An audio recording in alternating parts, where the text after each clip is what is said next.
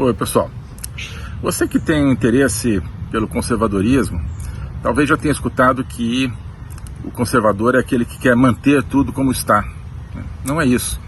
O conservador é aquele que quer preservar a verdade, aquele que quer salvar a verdade, que sente que precisa salvar a verdade das garras de um grande império da mentira que está se criando pelo mundo.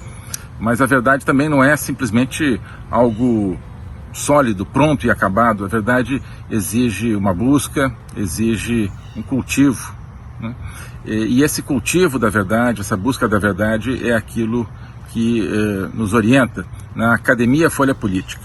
A Academia Folha Política é o projeto onde eu tenho o meu curso de logopolítica, onde eu tenho a Agenda 2030, os dois são lives semanais, e onde há várias outras iniciativas, outros materiais, onde a gente explora os pensadores de todas as épocas, desde os gregos, às vezes desde antes dos gregos, até os pensadores atuais, para encontrar neles as sementes da verdade, para que cada um possa pegar essas sementes da verdade e plantar essas sementes no seu jardim da verdade, no jardim de verdade de cada um, e cultivar esse caminho.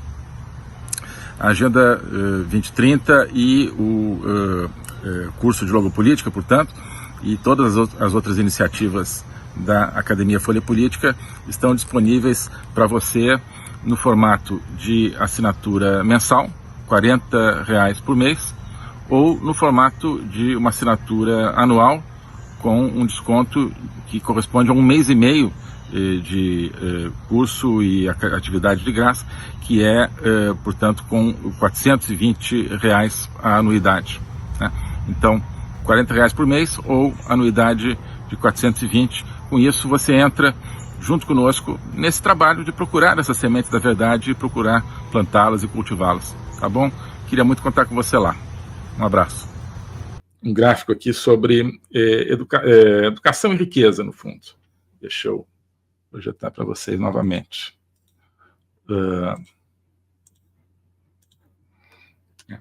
Então, o que é esse gráfico aqui?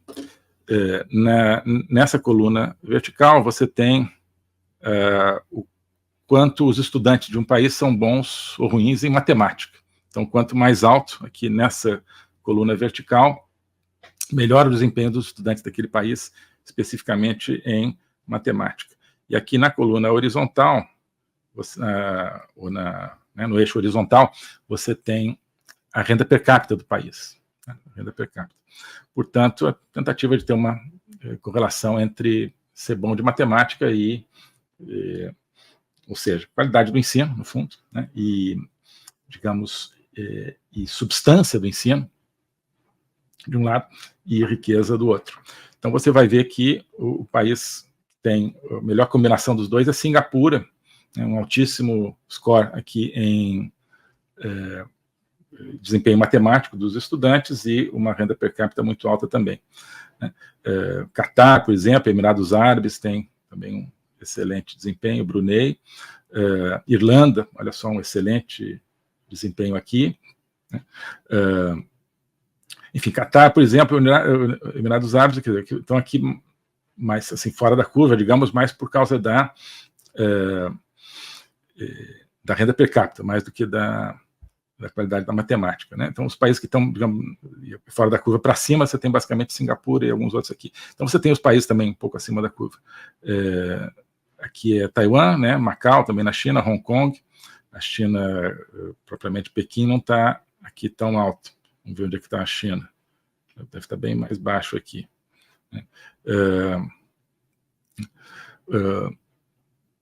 Inclusive, isso é interessante, porque me ajudem aqui a encontrar onde é que está a China. Se é que ela está.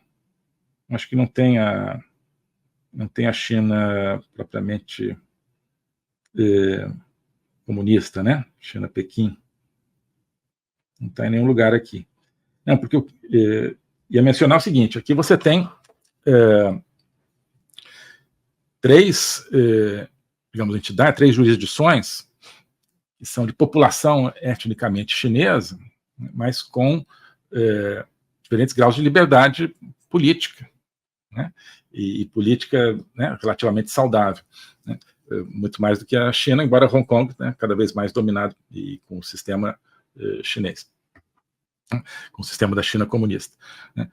Singapura também é uma população basicamente de origem chinesa, mas com, né, uma política muito mais semelhante ao padrão ocidental, né?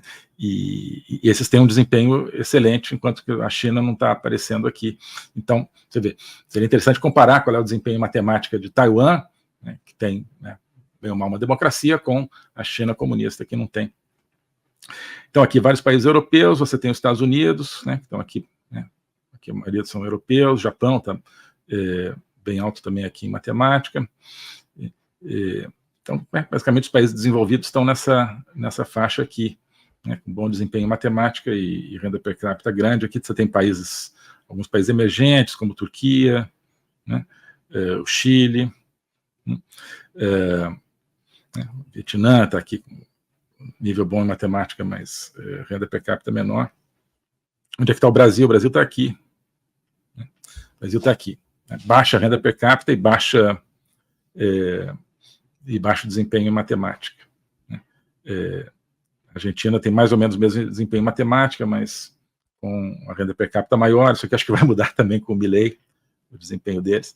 Mas, então você vê aqui quem que você tem concentrado aqui nesse canto ruim, ou seja, países pobres com mau ensino, né, que resulta num desempenho especificamente em matemática ruim, né. Basicamente países com estrutura política complicada, né. Uma estrutura política permeável aí à corrupção, permeável a diferentes tipos de criminalidade, né. Essa é a triste realidade, né. A realidade política, no seu amplo sentido, que envolve, né, um sentimento moral de base, né, e uma prática política, ela é determinante, né, não só para, né, a pobreza, né, material, mas ela é determinante também para, né, enfim, a realização do potencial humano, ou para a ausência dessa realização. Né. Quem vê a educação nesses países, você vê como o desperdício de potencial humano que existe nesses países que estão aqui nesse cantinho. Né. Então, isso aqui não é por acaso, né? Não é por acaso. Isso aqui é um tema étnico? Não, todas as raças são, né, igualmente capazes de fazer matemática, né? A gente está vendo aqui.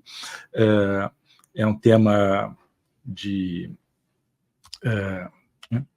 investimento em educação? Não necessariamente, porque você, né, vai ter aqui, né, países que, né, de repente colocam menos dinheiro na educação do que outros. Né? É um tema de estruturação do sistema de poder naquele país, de quais são os valores, o que é que aquela comunidade quer, né? E de como ela se estrutura para a sua vida, nacional. Bom, pessoal, é isso por hoje, tá? Eu queria compartilhar com vocês uma leitura de certos aspectos aí certos aspectos da nossa realidade, da nossa tragédia nacional. A gente precisa começar a ver quem é o vilão dessa tragédia. É a esquerda? Sozinha, não. São os corruptos? Sozinhos, não. São a junção da esquerda com a corrupção. Essa é a longa marcha. Eles estão em marcha desde os anos 20, estão em marcha há 100 anos. Né? É uma programação comunista, antes de mais nada. Né? O Brasil está cada vez mais próximo do comunismo, definido não como a propriedade coletiva dos meios de produção. Na verdade, nem nos países comunistas é assim, a propriedade é estatal. Mas não, no domínio completo da vida nacional por um aparato de poder materialista e ladrão. Isso é o que é o comunismo. Estamos cada vez mais próximos disso. Tá bom? Vamos em frente. Vamos aqui para a nossa conversa aqui. Tá? O Luiz Carlos está aqui dando boa noite, o Kleber Martins, Silvane Maria, o Silvane, professor e chanceler Ernesto, sempre nos brinda com a sua imensa cultura. Muito obrigado, Silvane, muito obrigado por essa menção. Tá? Hoje eu procurei apontar aqui para esse tema de uma determinada leitura histórica do Brasil, no século XX, sobretudo, e até hoje. Mas são ideias, assim, são pontos de reflexão. Seria necessário que houvessem estudos, que existissem estudos sobre isso. Mas não, a academia é dominada por uma visão completamente diferente, que não vai querer estudar qual é realmente a raiz do problema. Bom, Luiz Carlos está aqui dizendo que recomenda o curso, o meu curso de Logopolítica, portanto, a inscrição na academia, que sempre sai enriquecido de conhecimentos, esclarecimentos de assuntos atuais. Obrigado aqui pelo que diz o Luiz Carlos, lembrando então que a gente está com a promoção Começo do Recomeço, R$ 349 por ano, menos de R$1 por dia, lá na academia, tanto no curso quanto na Agenda 2030, a gente aprofunda todas essas reflexões que a gente faz aqui. Por exemplo, falei disso, são pontos de reflexão, eu vou me propor com vocês que são membros do curso, a aprofundar, talvez, inclusive, esse momento chave da história do Brasil, que a gente estuda pouco, que são ali os anos 20, essa transição para o começo dessa grande marcha do corruptariado. A gente precisa estudar mais isso aí. Então,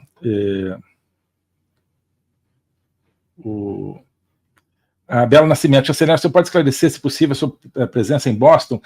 Bela, você deve estar falando sobre um evento em Boston, um evento conservador organizado por brasileiros que moram ali na área de Boston, que vai ser agora no dia 29 e 30, deve ser isso que você está pensando.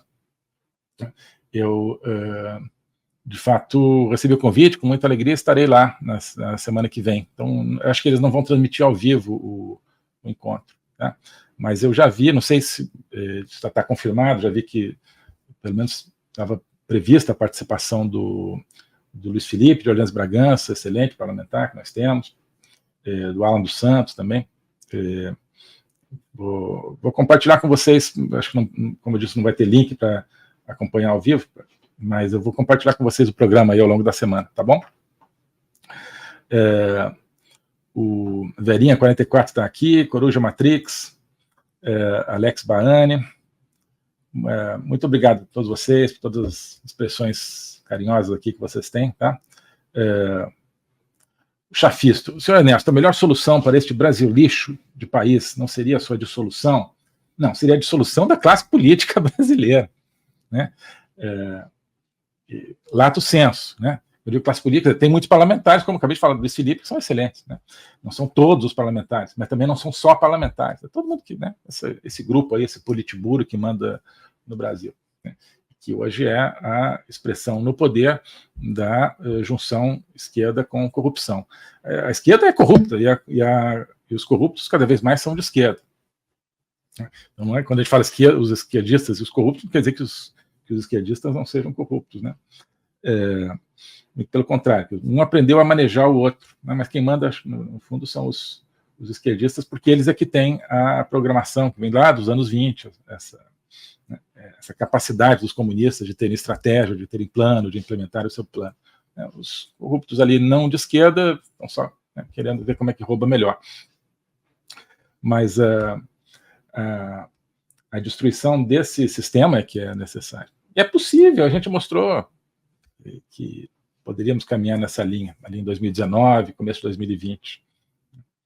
Mas então, toda a série de equívocos que a gente apontou aqui não permitiram naquele momento, mas é possível sim.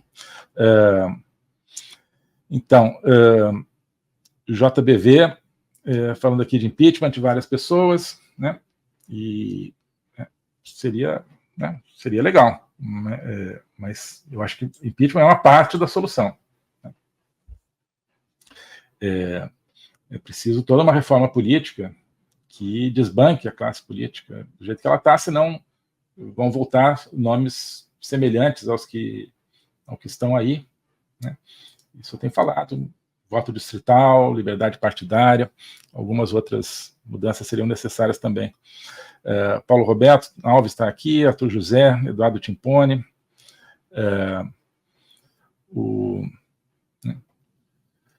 Então, o Omar dizendo, boa noite, ministro, concordo. Durante muito tempo, as irregularidades do sistema assombraram a todos nós. Graças a Deus que as pessoas estão se informando mais. Pois é, então, precisa colocar diante de nós qual é realmente o problema. E eu repito, desculpa eu insistir, o fundamental é não ver isoladamente o tema esquerda e o tema corrupção. São a mesma coisa, né? São rabo e focinho do mesmo monstro. Então, a partir daí que a gente pode enfrentar o sistema. Então, Antônio Aparecida dizendo que estamos sendo tratados como indigentes, mesmo pagando impostos caros, é um absurdo a guerra civil que vivemos, violência só aumentando. Claro, são tudo mecanismos de controle do Estado sobre a sociedade, né? Então, a economia já está, né, patinando há muito tempo, desde sempre. Está piorando, por quê? O sistema não sobrevive a uma economia saudável, com as pessoas trabalhando, produzindo, independentemente do Estado. Ele precisa criar dependência do Estado. Para isso, ele precisa criar inflação, precisa criar pessoas que dependam do Bolsa Família, etc. Para isso, precisa acabar com a iniciativa individual, né? Precisa de uma política tributária que desincentive a iniciativa, né? Que concentre o poder na mão de grandes empresas, que, por sua vez, estão na mão dos políticos corruptos. É isso que o sistema precisa. O globalismo existe, é uma coisa concreta. Ele é composto pelo Great Reset, do Fórum Econômico Mundial, pelo projeto hegemônico da China, pelo programa de manipulação e conquista da América do Sul pelo Foro de São Paulo e outros elementos. E esses elementos, eles atuam uns em benefício dos outros, sempre, principalmente através do controle da linguagem, porque o controle da linguagem é o controle do nosso pensamento. Então nós estamos tendo o nosso pensamento reprogramado, e essa reprogramação vai contra a nossa liberdade, vai contra a essência do ser humano. Isso é o globalismo. Com base nesse estudo, nessa experiência, é que eu criei o curso de Logopolítica. Toda semana eu dou aulas sobre geopolítica, literatura, filosofia, cultura de um modo geral, tudo isso em conjunto formando um espaço de conhecimento que eu denomino a logopolítica, para nós não apenas entendermos a ameaça do globalismo, mas podermos nos contrapor a ela. Se você quiser entrar nesse projeto de conhecer o globalismo e enfrentar o globalismo, clique aqui.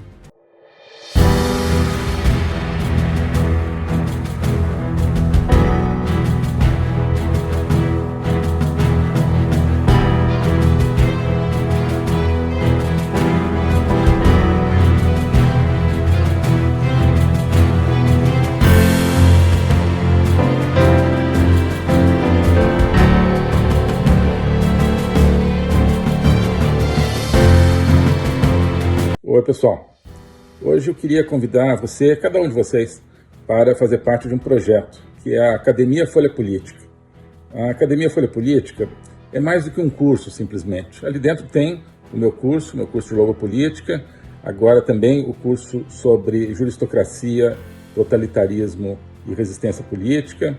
Tem outras iniciativas, como a Agenda 2030, de comentário de atualidades, tem vários vídeos, mas isso tudo cria um espaço, não é apenas uma coleção de produtos individuais. Isso é um espaço de reflexão, um espaço de conexão entre as pessoas e, sobretudo, um espaço de autoconhecimento. Ali a gente está construindo um caminho, uma viagem para que cada um se conheça melhor a si mesmo, isso é a base de tudo, também para que nós, como brasileiros, conheçamos melhor o nosso país, nós conheçamos melhor o tempo que nós vivemos no nosso mundo, que nós conheçamos melhor também a nossa civilização, a civilização ocidental.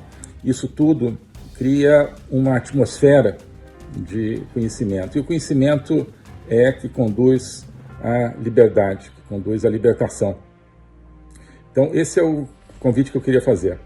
Conhecer todo esse ambiente de uma construção conjunta. Passando a ser membro da Academia Folha Política, você não está adquirindo, portanto, um produto pronto, definido e acabado, como um curso definitivo. Não. É um processo do qual você vai participar, um processo no qual você vai criar o seu próprio conhecimento. Tá bom? Então aqui tem a descrição, tem o link para ingressar na academia, tem a opção anual, a opção mensal, e eu tenho certeza que quem entrar vai se entusiasmar com esse projeto, vai se entusiasmar com essa construção. Tá bom? Abraço!